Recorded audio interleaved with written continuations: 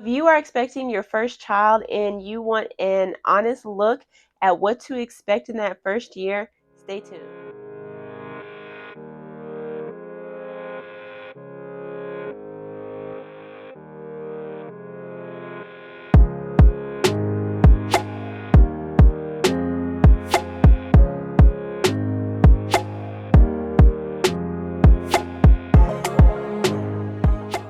Starting off with sleep, this is one of those areas where there's so many different things, so many different stages that baby goes through, so many different recommendations, and so much advice that everyone wants to give you. And when you are at a state of sleep deprivation and you're trying to take in all this information and funnel it and see what is best for you and your family, it can be so overwhelming sometimes. One of the things that I wish I could tell myself in March, April of 2024 is to just figure out what works best for you.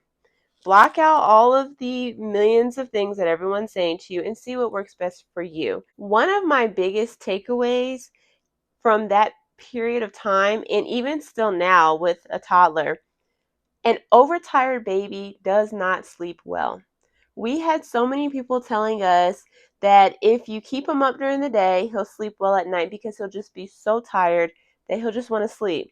And it honestly, when you think about it, it made sense. I'm like, okay, I guess I could see that. So we tried keeping him up and it did not work. It completely backfired every time we did it.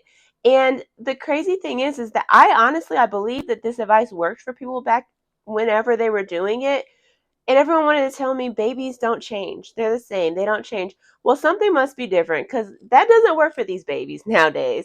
These babies need their sleep. They need their daytime sleep because if they don't get the daytime sleep, for some reason, they are like Energizer bunnies at night. They don't want to go to bed, so they're hard to put down, and then they don't stay asleep. So if I could go back, I would just let him sleep as much as his little heart desires.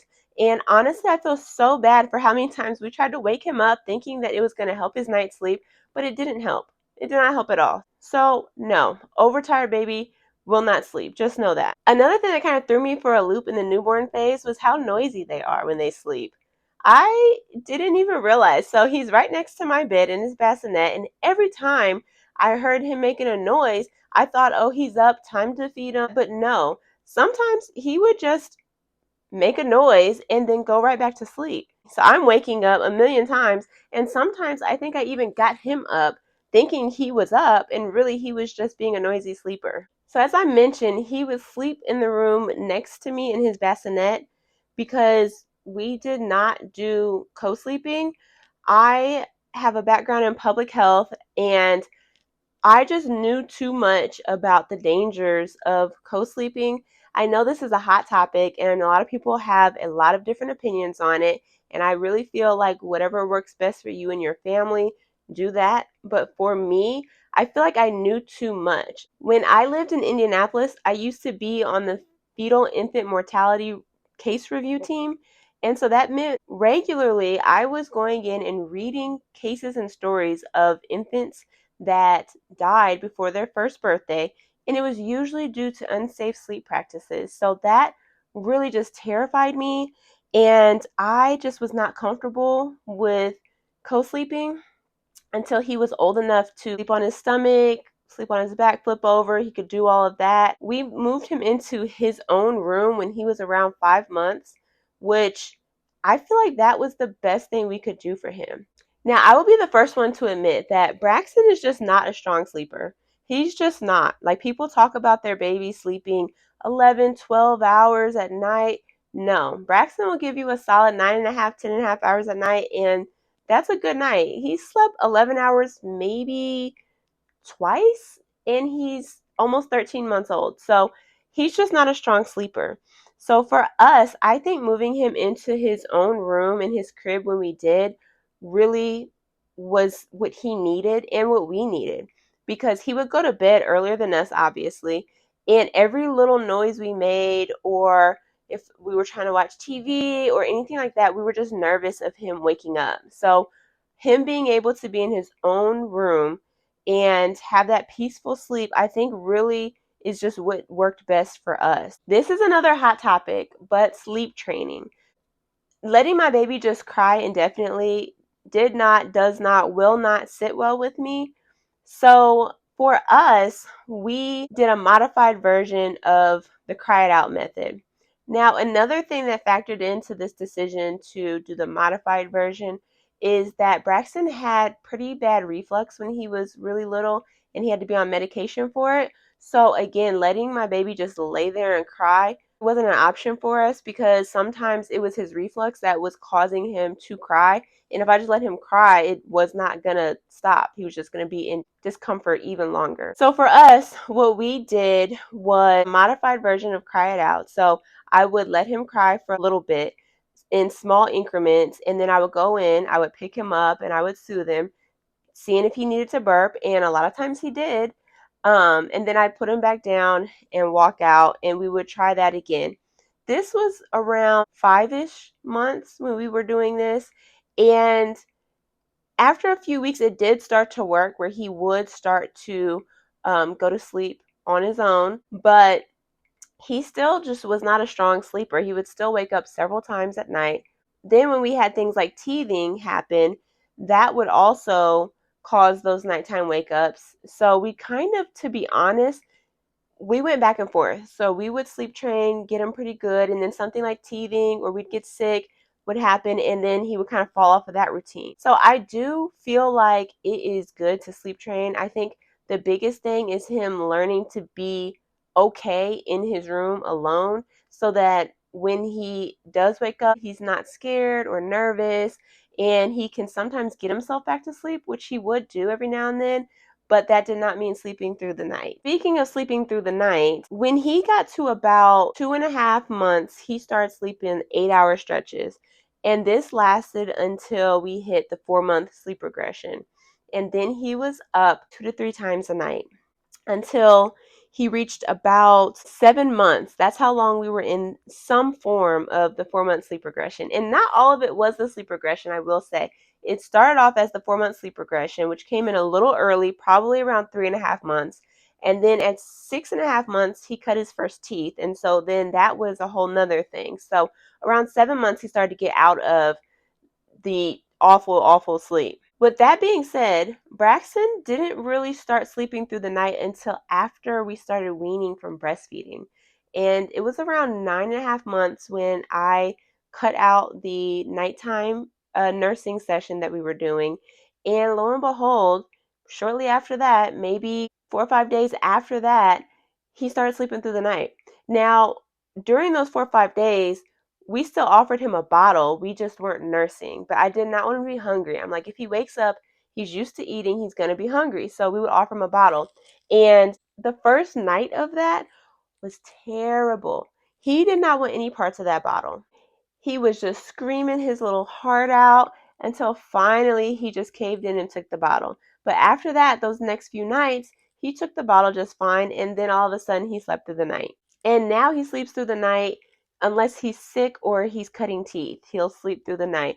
Again, he's still at just that 9.5, 10.5 hours, but we can make do with that one. One thing that I will give Braxton credit for is he's going to get his daytime nap. Having a baby that does take naps is very helpful. And one of the things that we did that I think has helped us and helped his sleep journey, especially when we transitioned him to his room, before we did that, we would have him take his daytime naps. We had a little portable bassinet that we could roll around, and we would have him take his daytime naps in his room. So that allowed him to get adjusted to being in his room and waking up in his room before we actually transitioned him to his crib for overnight sleep.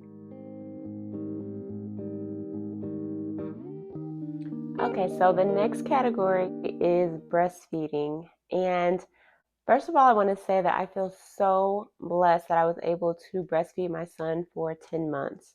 When I first started out, the goal was just 6 months. And honestly, I wasn't even sure if I would be able to make it to that because I know that some people just have struggles with milk production and latching or different things that prevent breastfeeding from being an option. So in my mind, I think I was okay if I wasn't going to be able to breastfeed, but I really wanted to. I was very determined to be able to make that work. And so I just feel so blessed that I was able to do so. But there were definitely some challenges. So, first off, the importance of introducing a bottle and maintaining that bottle even if you're breastfeeding. So, if you've heard my story before, then you know that we started my son taking a bottle once in the morning from his father, and then around 6 weeks, I was running out of my freezer stash, and so we stopped bottle feeding for just 1 week so that I could replenish that stash. And in that time, my son decided that he did not want to take a bottle anymore. So from then on, he did not take a bottle until he was over 6 months old. And so that just became very taxing on me because I was no longer able to share that load with his father or with anyone else. So, one thing I would definitely say is do not ever give up that bottle. Even if you are going to exclusively breastfeed, continue that bottle because it just allows you to get a break. And that really just goes into the next point that I was going to make, and that's the time commitment of breastfeeding. I think once you're in it and you're realizing just how often your baby needs to eat and that you are the one to feed him every time, it really just consumes a lot of time. So there were certain things that became extra hard because I had to stop and breastfeed. For example, cooking dinner. I would often have to pull food off the stove in order to take a break and feed my son without food burning. And so as a result, I really just did not cook much for those first few months while I was breastfeeding and while he was needing to nurse so often. And I am so thankful that I have such a supportive partner who does not mind cooking because it was just so challenging. Little chores like that became something I really had to get a good time schedule on and just get a routine so that I could even do something as simple as making dinner. The next thing with breastfeeding is that really you don't know how much your baby is eating when you're breastfeeding. And so it's hard to know if they're getting enough. One of the things I did that was helpful that I would definitely recommend people to do is to take advantage of the lactation consultants at the hospitals or in your area. I made an appointment with a lactation consultant at the hospital I delivered when I was about 5 weeks postpartum. And this allowed me to get some more tips on latching, and just they weighed my son to see how much he weighed before and after he nursed, and that gave me some comfort knowing that he was getting the right amount of milk. Even if it was just a short nursing session, he was actually a very efficient feeder, and so he didn't need to nurse as long as what I was reading that he should be nursing for. So take advantage of those resources in your area, and I think that'll give you a little peace of mind to know that your baby's getting enough. Now, the other piece of that is if your baby does take a bottle and you are able to pump, then you can see, how much your baby is taking in a bottle, and that will also give you that peace of mind. But I will say pumping is one of those things that honestly was more difficult for me than the breastfeeding. So pumping definitely takes a lot more out of you because not only are you needing to produce enough milk to feed your baby, but then you're also trying to pump enough to have a stash or for others to care for your baby. And so it's just kind of this added pressure almost, because when am I supposed to produce all of this milk? I have to feed my son every 2, 3 hours, and then I'm trying to replenish that so I can feed him. And so that became really difficult. But I will say getting some good products like the Haka or I had the LV Curve in the beginning, things like that, like the wearable breast pumps, makes that part so much easier. You just can put it on one side while your baby's nursing on the other side, and you're collecting milk at the same time. And that also helps to keep your milk production up, which is something that I thought was just a win-win. So I don't even have to think about the extra pumping, and I'm ensuring that I'm going to continue to produce enough milk to feed my baby and to make a freezer stash. When thinking about a freezer supply stash, though, I think there's often some misconceptions about how much milk you should be producing. I think social media kind of gives us this idea that we are all supposed to be overproducers. We're supposed to be having a big Dr. Brown's pitcher full of milk and filling up 7, 8 bottles full every day. And for some people, that's just not the case. And so when I started to really have to pump a supply so that people could feed my son while he was not with me, I started to get a little self-conscious and thinking that my milk supply was dropping when in fact it wasn't, and I just really didn't need to produce as much milk as I thought. And this is just one of those really cool things about breastfeeding. The composition of the breast milk changes as your baby ages so that it always gives the right amount of nutrients in that milk. This means that your baby may not need to consume more ounces because the composition of that milk is going to change and it's going to supply your baby what it needs in that could be in a fewer ounces. So once my son started needing to take bottles from people that were caring for him, we noticed that he really only needed about 4 to 5 ounces per bottle. However, once we transitioned him to formula, he then started taking 7, 8 ounces of formula. And so that really just drove home that point that the breast milk will change and it will be the right composition for your baby as they grow. I just thought it was really helpful to know that you don't need to produce jugs and jugs of milk for your baby to have enough and to be full.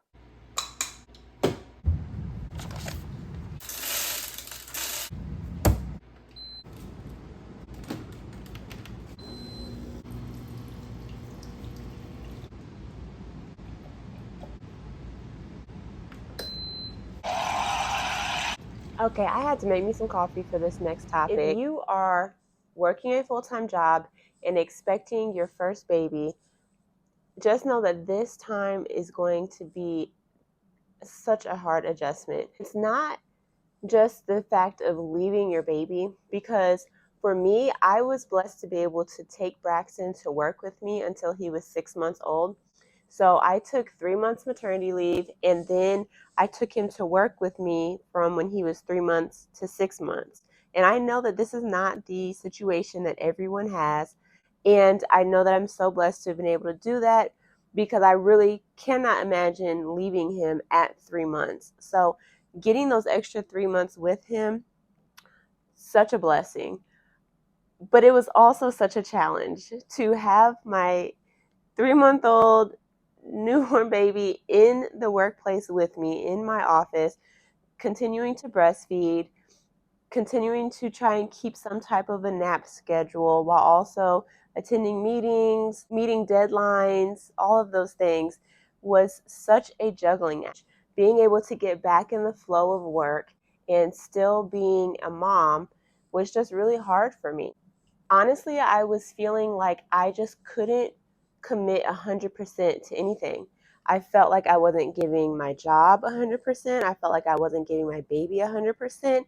And don't get me wrong, I was meeting my deadlines. I was doing everything on my to-do list. But when you're used to being somebody that tries to do more, being able to just do what needs to be done felt like I was falling off.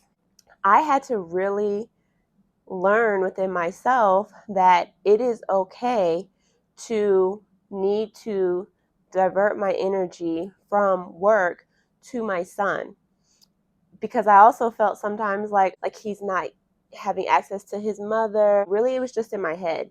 I was getting everything done. I was able to maintain a nursing schedule and maintain a nap schedule for my son.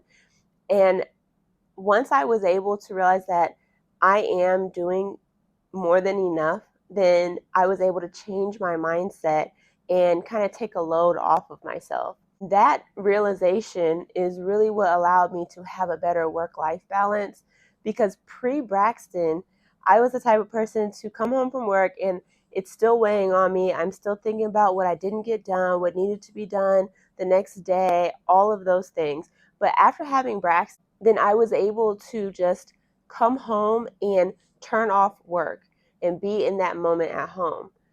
And I think that really has helped me to balance everything. and to navigate everything that's on my plate is being able to just be in the moment. My dad used to tell me when I was running track in college and I had 4 different events and I was trying to get from long jump to the hurdle start line to the high jump, then get ready for the relay. And it was just like overwhelming. I was like, how am I supposed to be where I need to be and still perform at a high level in each event? And what he told me was, be great with each step you take. And that has stuck with me ever since college. Be in that moment, give your all to that moment that you're in, and don't think about all the other moments. If you're heading into that new chapter of life of being a full-time working mom, just take everything one step at a time.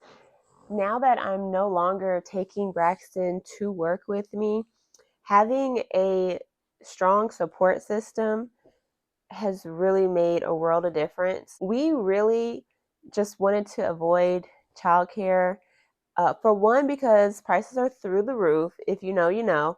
And for two, I just feel like Braxton is too young to be in childcare because he can't tell me if there's a problem. So we really want to avoid childcare until he's old enough to talk. So now that I'm no longer taking him to work with me, he spends Monday and Tuesday with his Gigi, and then Wednesday I work from home and I watch Braxton then.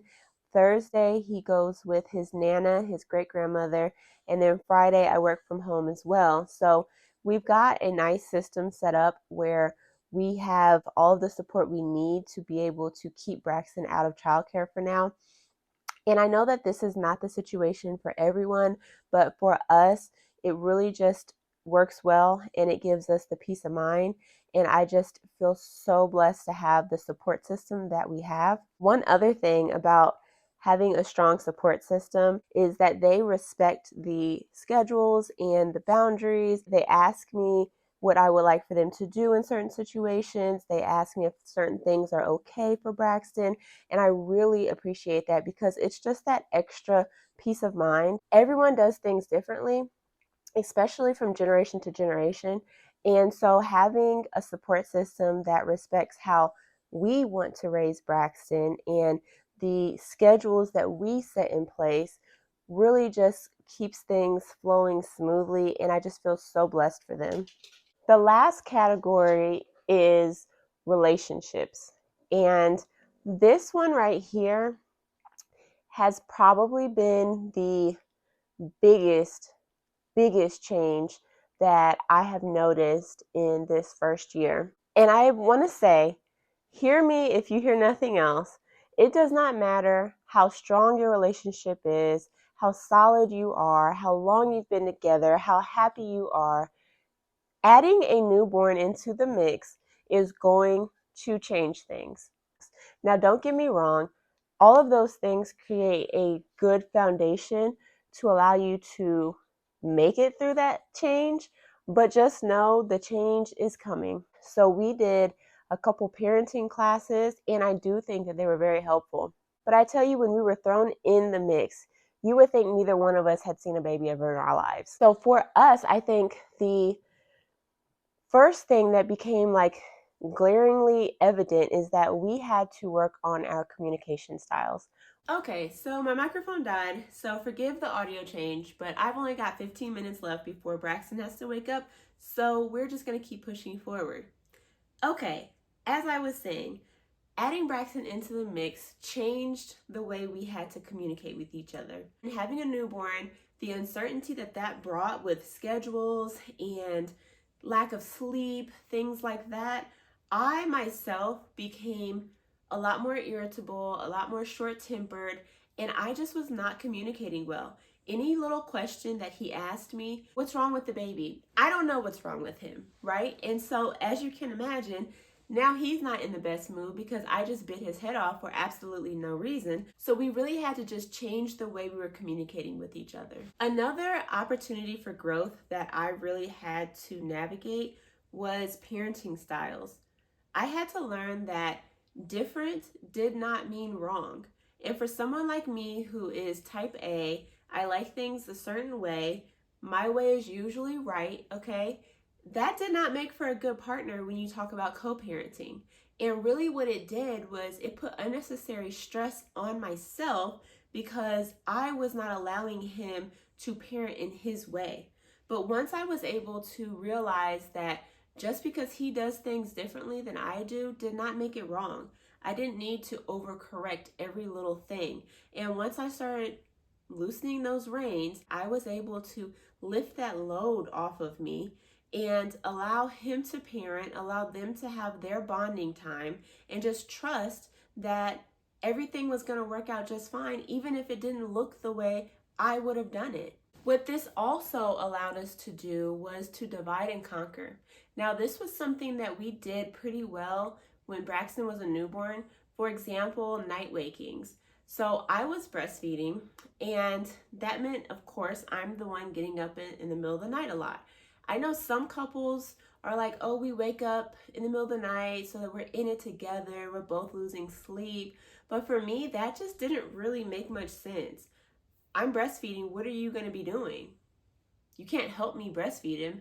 So I need you to get your rest, because when morning rolls around and I am completely exhausted, I'm going to hand you the baby and I'm going to get some rest. And as Braxton got older, we continued to do that divide and conquer. So one of us would have Braxton, the other one could get things done around the house, or maybe get some personal time or do something enjoyable. And that ensured that neither one of our cups ever ran all the way down to empty. One major way that having a newborn takes a toll on your relationship is that you start to lose the closeness that you had with your partner pre-baby. You start to feel like just two ships passing in the night, and almost like you don't even know that person. You're just on autopilot. You're just going. Everything is revolving around the baby. Anything that doesn't revolve around the baby, you're like, let me get some sleep if I can. And you just are not invested and engaged with your partner the way you were before the baby came. And so one thing that I really just want to encourage anybody that's expecting their first child is just find ways to remain close and connected to your partner. When Braxton was really little, we would get a couple hours here and there. We'd go grab some food, and he needed that. And then as Braxton got a little older and started to stay the night with his grandparents, we actually, when Braxton was almost 1, we went to a beer festival in Columbus, Ohio. And if you know us, you know that we are big beer drinkers. We love a beer festival. And so we were able to go to a beer festival and just relax and let our hair down and just have a weekend feeling like us again. Just know that things will change. Know that you'll get back to that point of being able to invest in each other more. So if you are about to embark on this journey of becoming a new parent, just know it's going to be such a roller coaster. But it's also going to be the best thing that you're going to experience. I still cannot believe that my son is already a year old. I just can't believe how fast that year went. So even though you have a lot of challenges headed your way, don't miss all of those precious moments with your little one. And my biggest advice is to give you and your partner patience and grace. Those are going to be the two things that get you through that year. Patience, grace, and a lot of prayer.